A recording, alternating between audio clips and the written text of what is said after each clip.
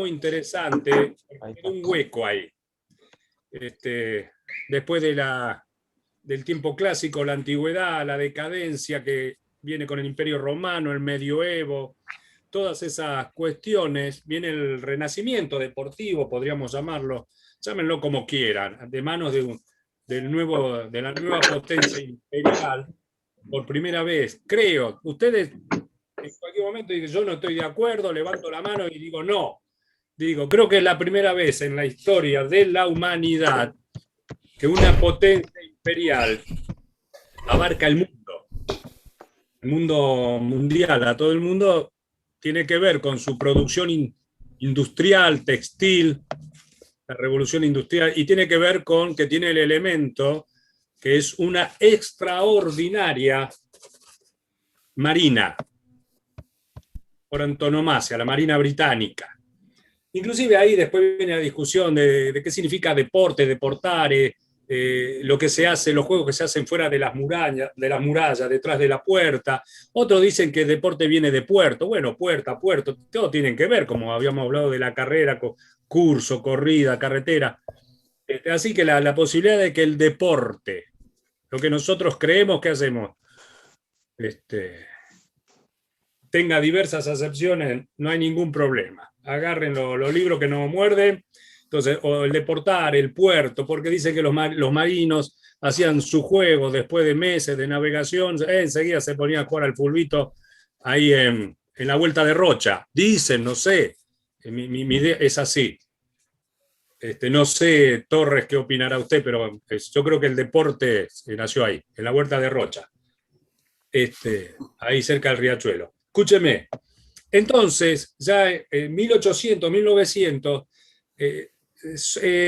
son muchas las actividades, juegos deportivos que se van desarrollando ya previos, ya del Renacimiento, antes, los juegos de mano, los juegos con pelota, pero como a nosotros nos interesa el tema de la carrera, de los corredores, ahí hay unas vertientes que se entremejan. Una es la de los corredores, los del running foot, y los otros los andarines. Y van los dos de la mano, van paralelos, inclusive se entremezclan durante los 1800, los 1700. En líneas generales, los libros, no uno, casi todos, hablan de un tal, y las pruebas más emblemáticas eran las pruebas de duración, las de resistencia, mediana, larga, las millas, las pruebas de medio fondo vienen después, vienen con el nacimiento propio de las escuelas de atletismo, de los clubes de atletismo, ya viene entrado el 1800, lo que tiene que ver con la reglamentación del deporte. Entonces, había notado, digo, voy a tomar varias notas de diferentes libros. Este es un libro muy interesante, muy completo. La génesis de los deportes, es un clásico.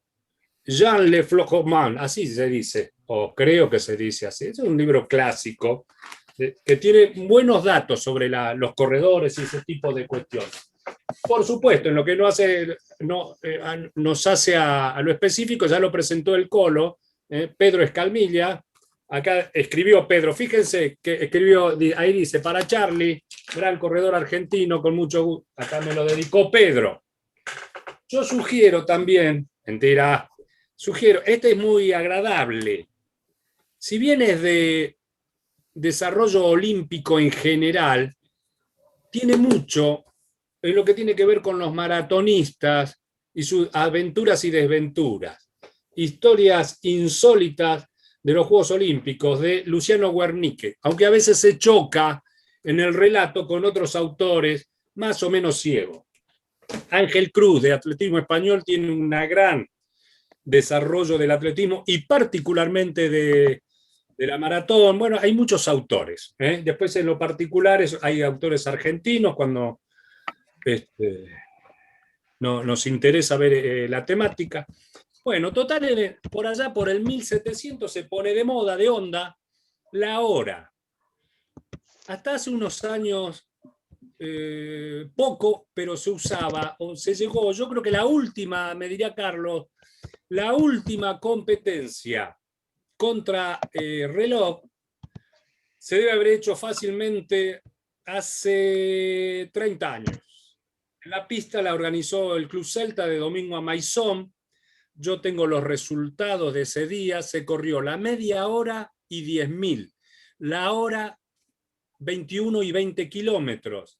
Se corrió milla y no me acuerdo si se corrió 4. ¿Se entiende? Esas disciplinas han desaparecido. O yo no tengo noticia de que se hayan hecho, pero en un momento, 1700, estaban en gran boga. Se corría contra el reloj.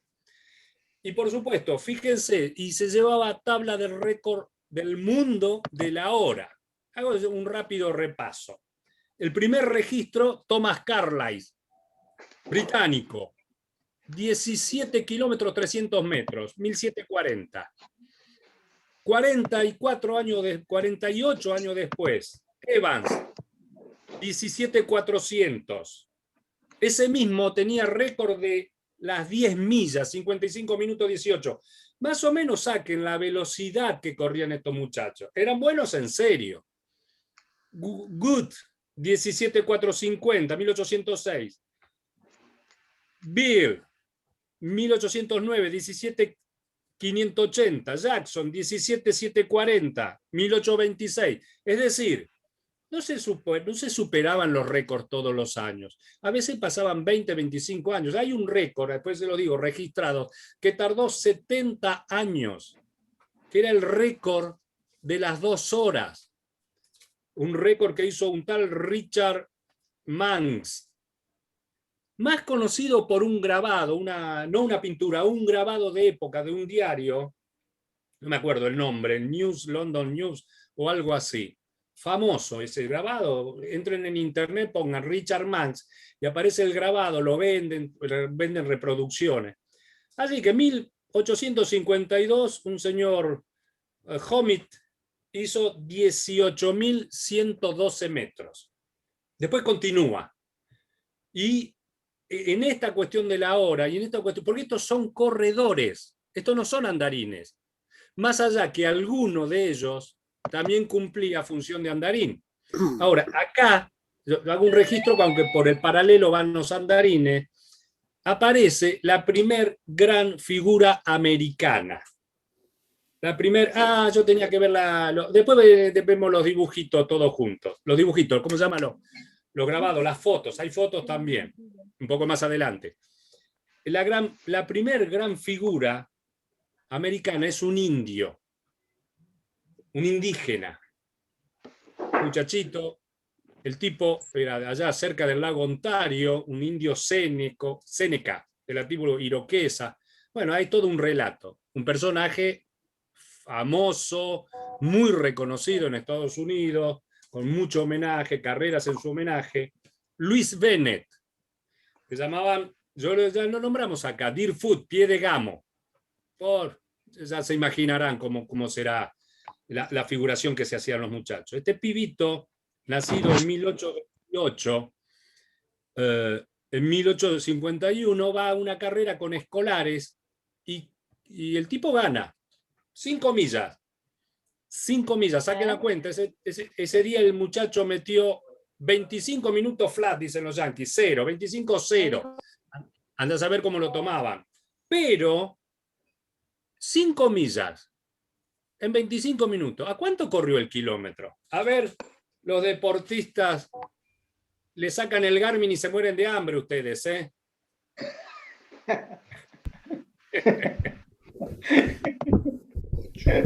El pibe corrió 3.5, 3.10. 8 kilómetros. 8 kilómetros, 45, 40 y pico de metros. ¡Mierda! Corría en serio. Hace 200 años, no sé cuántos años hace este pibe. Bueno, entonces dicen, uy, la gran revelación en el ámbito estudiantil, aunque el tipo era extra estudiantil, era un indio de pata descalza, y en un torneo que se hace ahí, que casualmente, fíjense cómo la historia se repite no una vez, muchísimas veces. Él entra en un equipo inglés, ponele 1860, por acá lo tengo anotado, 1861, algo así, pero tengo varios apuntes. entren en internet, pongan Luis Bennett o Pie de Gamo, inmediatamente sale la historia, es extraordinaria. Lo ve el entrenador del equipo nacional inglés, de carrera, de atletismo, de tipo de carrera, un tal George Martin, que sabe que dice, mirá lo que me manda Dios, dice. Mucho profesionalismo, mucha apuesta. Inmediatamente, ¿dónde se lo lleva al amigo? A Inglaterra. Pasa a ser entrenador y manager. ¿A qué los hace acordar eso? ¿A quién les hace acordar esta historia? ¿Eh? Después me dicen ustedes.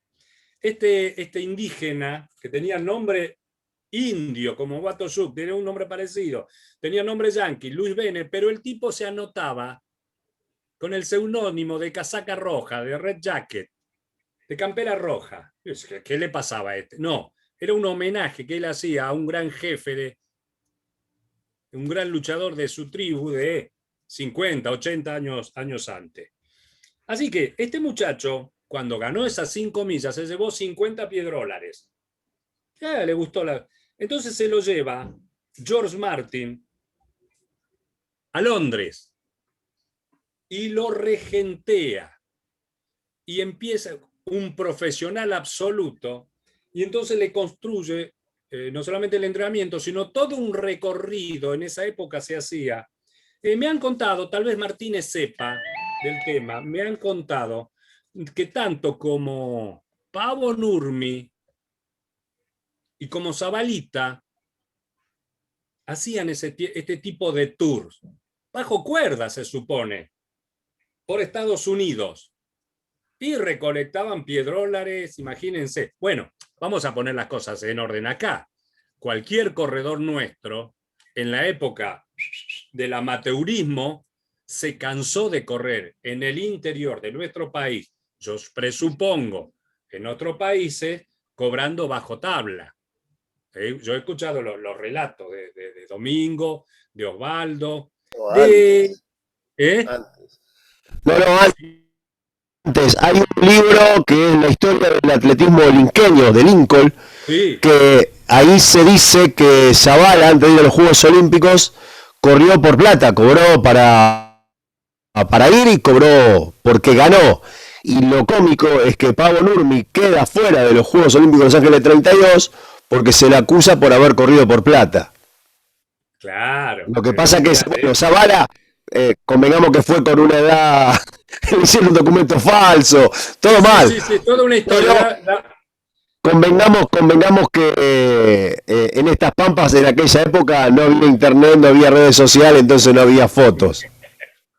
Sí, exacto. Bueno, abreviando, este muchacho se cansó de ganar carreras, se cansó de hacer récord, récord de todo tipo, récord de la hora, récord de la doble hora, récord de las 10 millas, etcétera, etcétera. Así que hizo su gran agosto. Y no solamente eso, yo creo que esto siempre ha sido así. El manager, con una gran capacidad empresarial, armó una troupe de grandes corredores, un equipo, reíte del running team, y hacían giras, acá habla de una gira de 20 meses por todo el reino, por Gran Bretaña, haciendo carreras que la mayoría eran simuladas, porque el indígena este Bennett tenía una característica, o por lo menos la referencia histórica es de que algo así como el primer Satopé, era un corredor, primero, revoluciona la táctica de la carrera porque introduce algo que hasta ese momento era considerado pecado, que los cambios de ritmo, el jugueteo, el chichoneo durante la carrera. Dice que el tipo era feroz, provocando, pero también decían que era parte del show, y es lo que a la gente le gustaba. Corría con una indumentaria muy particular, simulaba que dormía, que cuando iba a los hoteles se llevaba la piel de oso para dormir, todo mentira, todo armar un circo. Así que durante muchos años, otro día, el que le interese las marcas, los registros, el nivel, ponga el Pie de Gamo en internet y ahí tiene todo el recorrido. Así que, lógicamente, continúa su carrera, retorna a Estados Unidos. Bueno, ya en Estados Unidos se desarrolla también un gran furor atlético por la hora, por la carrera con la hora. Pero se establece una gran diferencia, no solamente con respecto a los corredores y andarines, sino que el atletismo norteamericano, no yanqui todavía, o ahí poco de ese, sí, ya era yanqui. No era yanqui todavía, perdón. Era país nuevo, Estados Unidos, tiene un carácter popular.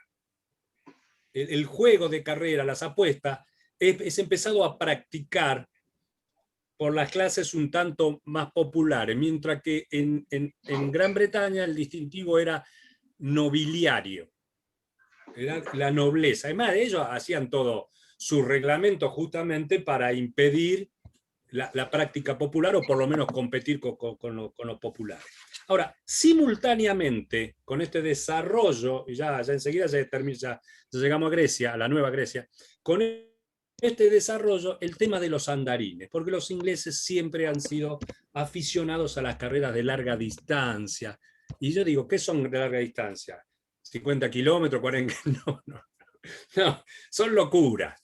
Y el personaje legendario, decía Hegedus, comparable, estamos hablando 1800, comparable a lo que luego sería Nurmi Satopek, y seguramente comparable, si él hubiera hecho un libro, comparable a Gebrselassie, y que Vélez, no sé, díganme ustedes, de estos que son, que servían para todo. Corrían 800, 1500, 10.000, que es el Capitán Barclay. Hablamos de Capitán Barclay como que es el padre del pedestrismo inglés. Lo que es lo mismo decir que es el padre del pedestrismo mundial, porque son los ingleses los que provocan esta cuestión, porque tenían los medios económicos en cuanto a infraestructura, cuál fue un gran elemento, no solamente la marina, el ferrocarril.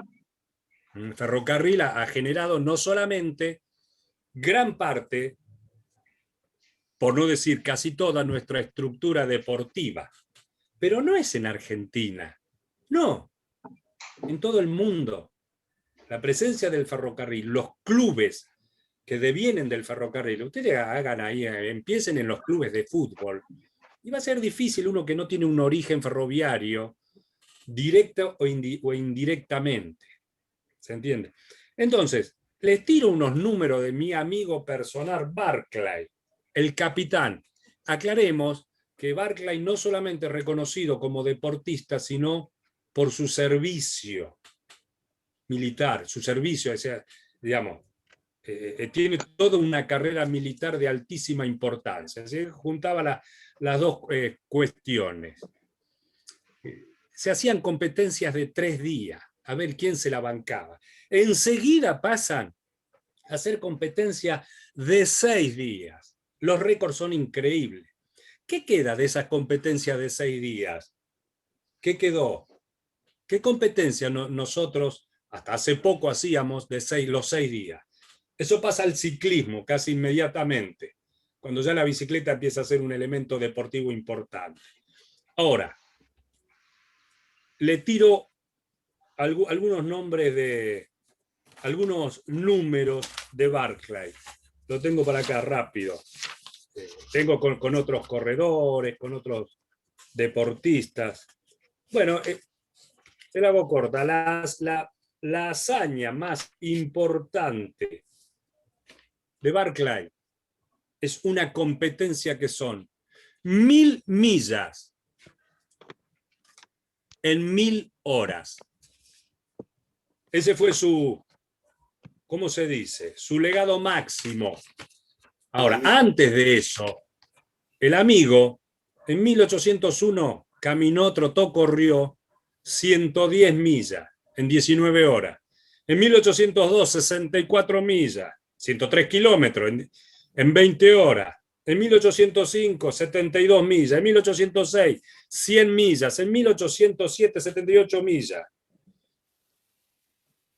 El 1 de junio de 1809 empezó a cubrir las 1000 millas con este orden reglamentario. 1 milla, 1 hora. 1 milla, 1 hora. el tipo 42 días. Tiempo de milla a veces 14:50, a veces 21:50. Así que tardó las 1000 millas, 42 días, etcétera, etcétera, etcétera. Empezó con 84 kilos, terminó con 70. Ahora, podrían aprovechar estos conocimientos que le estamos dando a aquellos que tienen problemas con la adiposidad. Se hacen 1000 millas y te quemas en un mes 14 kilos y todos felices. ¿Qué cormillón ni cormillón? Te voy a tirar un dato. Unos 50 años después aparece una corredora, una grandísima corredora famosa, Emma Sharp, que vuelve a hacer esa hazaña, 1864. Otro día vamos a hablar, cuando hablemos de las chicas, de las mujeres, particularmente de Emma Sharp. Hay fotos. Y a mí me llamó particularmente, ahora después vamos a ver en el tercer bloque, estas imágenes famosas de Richard Manx. Este Richard Manx, 40 años después que el capitán Barclay, hizo 1000 millas en 1000 horas, no, en 1000 media hora. En 1000 media hora. Yo le voy a relatar, no sé dónde lo puse, el relato del London News. Dice: vamos a caminar o a correr con Banks por 1 hora, por 1 semana, por 1 mes, con o sin obstáculos, coma o no coma, beba o no beba, duerma o no duerma. Qué ganas, ¿no? Bueno, en Kennington Oval, en una plaza de Londres, hizo esa supuesta hazaña. El tipo comenzó el 26 de septiembre y a las 129 millas, ¿qué le pasó? Le agarró diarrea. Es tragicómico. Entonces, suspendió el intento, se tomó 2 semanas de descanso y comenzó de nuevo el 10 de octubre. Terminó el 31 de octubre.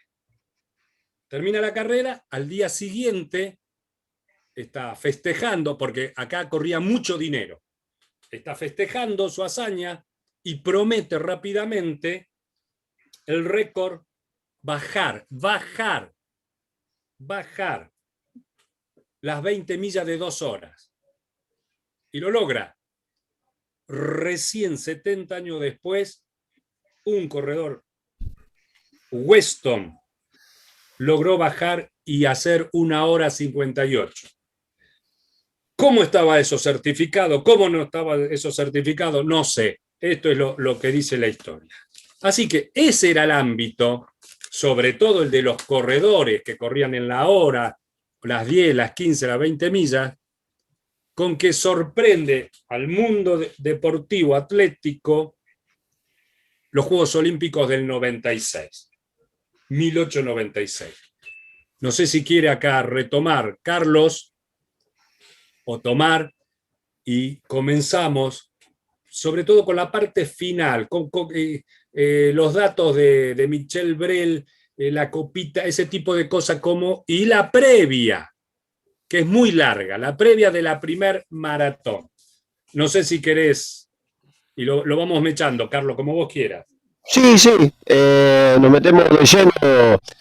Antes una cosita, Sí. no te olvides que los japoneses inventaron el Ekiden allí por el 1800, ¿eh?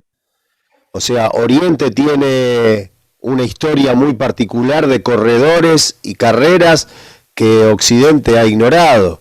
Y que Italia tiene infinidad de corredores. Cuando Dorando Pietri llega a los Juegos Olímpicos, ya había corrido como 10, 15 maratones, ¿eh? Sí, cuando llegan los Juegos Olímpicos, o el que sale tercero, era el único que había corrido maratón, o por lo menos distancia competitiva de 40 kilómetros. Italia tiene mucha tradición de andarines y corredores. Exactamente. De hecho, el tema es... no me hablaste de Barclay, y yo creo que a Chile Bargossi le ganaba, ¿eh? No sabemos. Por las marcas que vos me diste. Era un caminante intenso Barclay en las largas Claro, distancias. perdón. Barclay tiene unas marcas muy buenas en cuarto de milla. Yo no lo digo. En cuarto de milla y en milla. Ojo, por eso decía que era polifacético. Claro, Su fama la viene del andarinazgo. ahí está. Pero ya era un. Bueno, ¿sabes cuánto hacía Barclay? ¿Cuánto hizo? Hace 1801 en cuarto de milla, 402 metros, No, 56 segundos. está Era bien. No, no, grosso, no. ¿eh? Un tipo amplio. Vamos a Sí, meternos entonces con el tema sí. de los Juegos Olímpicos. Ya Sí, sabíamos que... Sí, decime. aguántame, un segundito. ¿Te acordás que habíamos dicho, creo que habíamos dicho la clase anterior? Sí, sobre la larguísima tradición japonesa.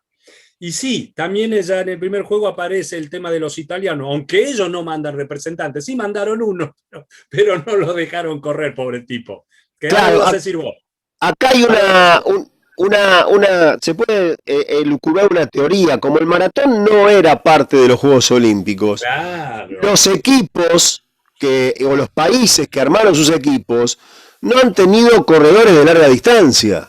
Entonces el exacto. maratón los sorprende a todos cuando llegan, porque además, ustedes imagínense, estamos hablando de 1896, Argentina es una Argentina colonial, 1896.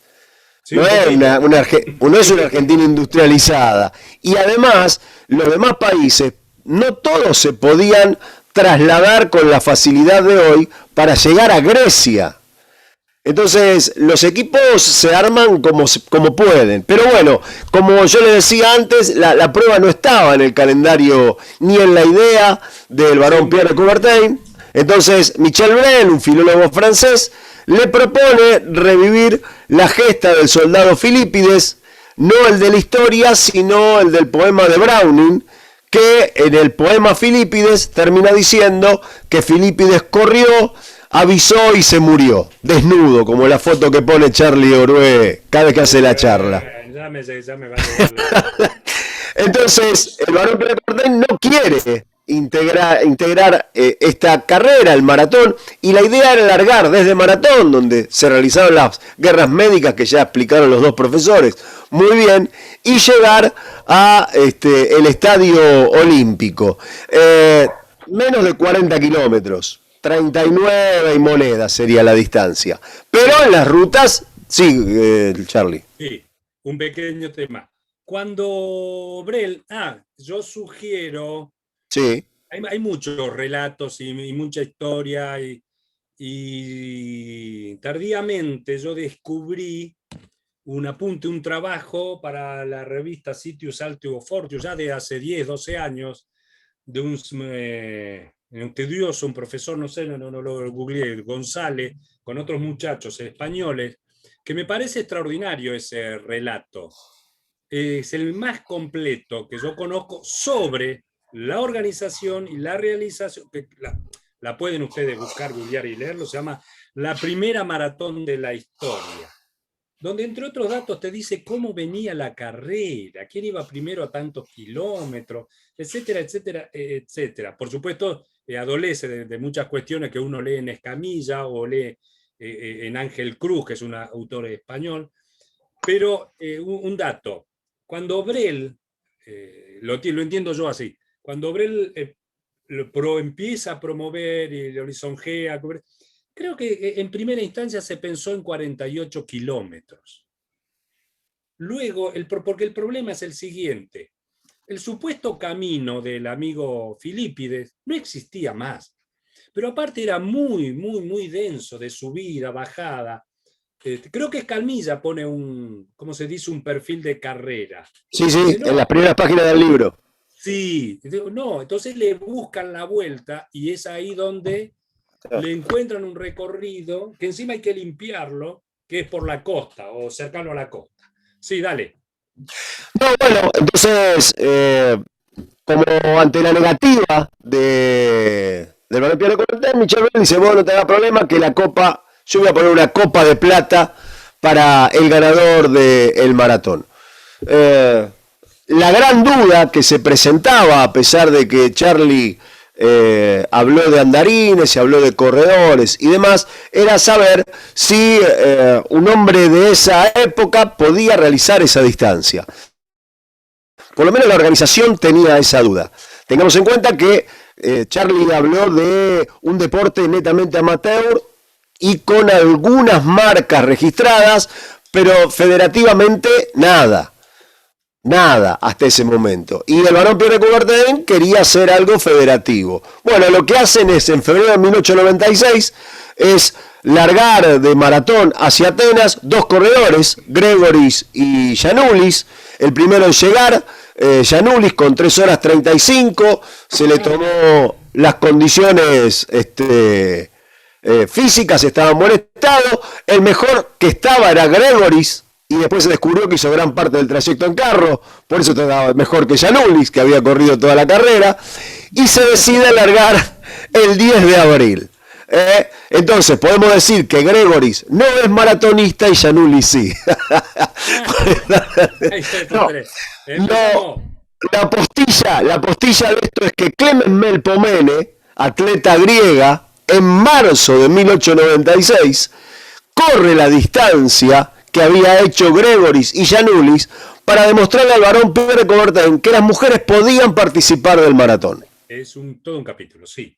Entonces, bueno, ahí comienzan los dimes y diretes del varón Pierre de Coubertin. 10 de abril a la mañana, ustedes tengan en cuenta que en los primeros Juegos Olímpicos es el verano europeo. Mucho calor, zonas que no están muy preparadas, no era una ruta que estaba marcada ni parcializada. La primera hidratación fue a los 10 kilómetros.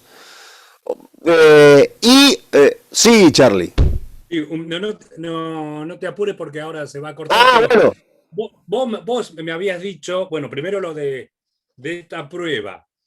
Yo había anotado que eso había sido mediados de febrero, perfectamente. Sí. Y bueno, ya la verdad, no sé qué autor, posiblemente González, dice, pero hay un relato, una noticia que Gregorio, dijiste Gregorio, Sí. ya había corrido una distancia similar en 2 horas 50. Aparte, sí, bueno, no sabemos, aparte, ¿cómo se llamaba? Papa Diamantopoulos, le dieron a organizar la carrera. ¿Al jefe el que tira el tiro de largada? Sí, en general. Ese es, sí. Papa Diamantopoulos. Exactamente, decilo vos que lo decís corrido. Claro, el general dice, vamos a preparar algo, muchachos, vamos a prepararnos bien, somos griegos, somos maratonitas, somos filípides. Y claro, tenía a su cargo la milicia, los muchachos del servicio militar, y ahí lo conoce y le dice otro general cuyo nombre no me acuerdo, le dice, Luis, usted tiene que correr, usted anda bien para eso. Y bueno, ahí empieza, y hay una carrera preparatoria. A decirme vos, Colo, porque en un momento No. se me mezcla, ¿sabes por qué? Porque no lo puedo creer. Yo te voy a decir, hay una carrera preparatoria donde, ¿cómo se llama este muchacho?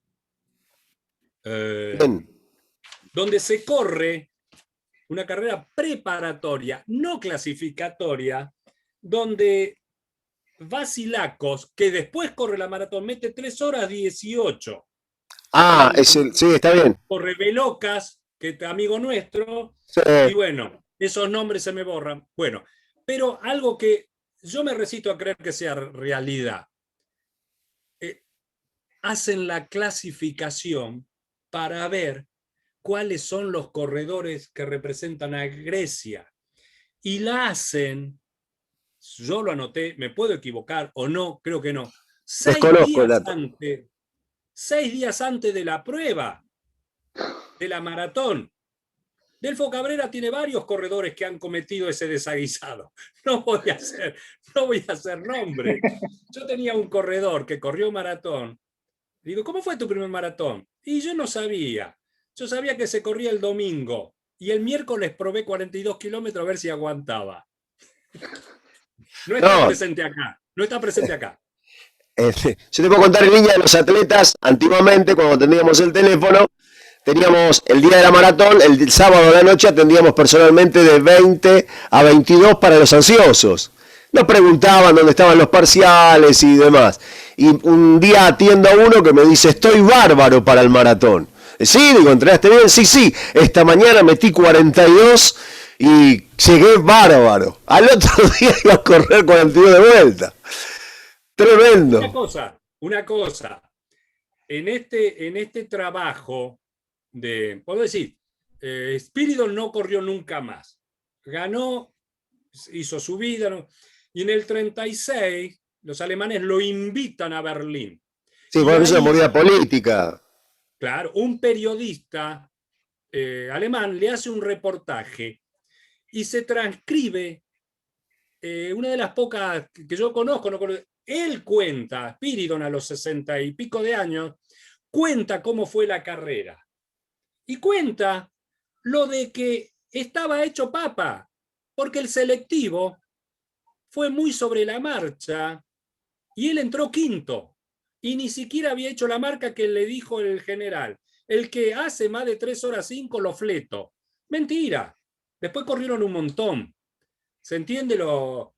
Digo, a mí me resulta raro, pero yo viendo tanto relato cercano en el tiempo de gente que, yo me imagino hace 100 años, los desastres, bueno, si se alimentaban con vino y con cerveza, ahora después voy a contar un sistema de entrenamiento de esa época. Entonces yo creo que es lógico, Sí. está el registro cronométrico de ese selectivo que lo gana la